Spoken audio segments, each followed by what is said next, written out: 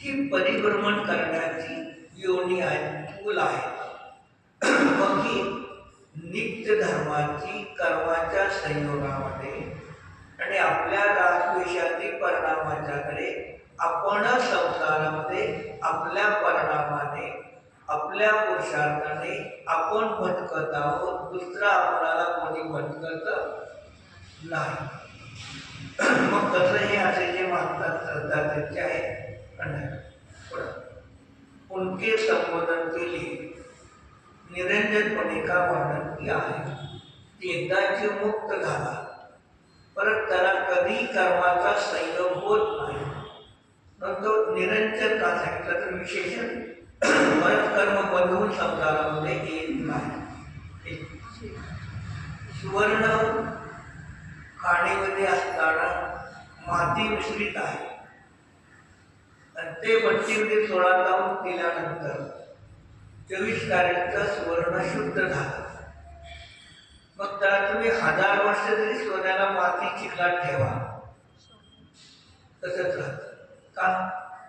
निष्कलंक. एकदा त्याचा कलंक अग्नीने भट्टीने दूर केला मग तो त्या संयोगात राहून सुद्धा त्याला माती कधीही करत नाही. लोखंड आणि बीड दोघांना मातीत ठेवा काय होतं? लोखंड कधून चुरा बीड नाही बीड तसेच राहतं. भिडतं मातीला जे भिडतं ते बीड. लोखंड चुरा होऊन जातं. बीड राहतं काळं मी परत लोखंडासारखं बारीक चुरा होणार. मग तसं हे सुवर्ण सिद्ध भगवान सिद्ध झाले. मग जिथे सिद्ध भगवान आहे अनंत सुखी अव्यवहार अनंत अतींद्रिय सुख ज्या ठिकाणी सिद्ध भगवान आहे त्या ठिकाणी अनंत दुःखी जीवही आहे. मग सिद्ध भगवान ज्या क्षेत्रामध्ये आहे त्या ठिकाणी कारवाण वर्गण आहेत का नाही? आहे. मग आता त्यांना कारवाण वर्गण त्यांना बांधत नाही आणि निवृत्ती जीवाला बांधतात. मग कर्म आहे म्हणून बंद होतो का?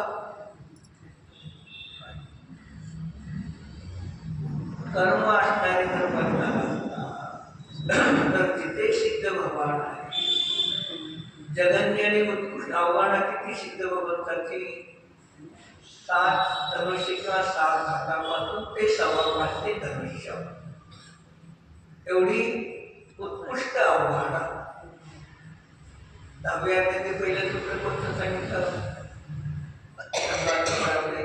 गती जाती वेग विषया कशा आहेत दिले नाही. त्याच्यामध्ये सगळे आले ते गती मनुष्य गती, जाती पंचेंद्रिय जाती, लेशा कशा वेद ज्ञान संयम सगळे आले नाही.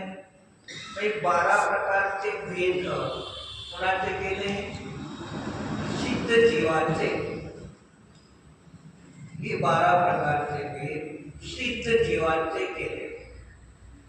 मग आता वर्तमानमध्ये जे सिद्ध आहे त्यांचे भेद केले का नाही? हे 12 प्रकारचे भेद आता सिद्ध आल्यामध्ये सिद्ध आहे त्यांचे भेद केले का 10 प्रकारचे 12 प्रकारचे?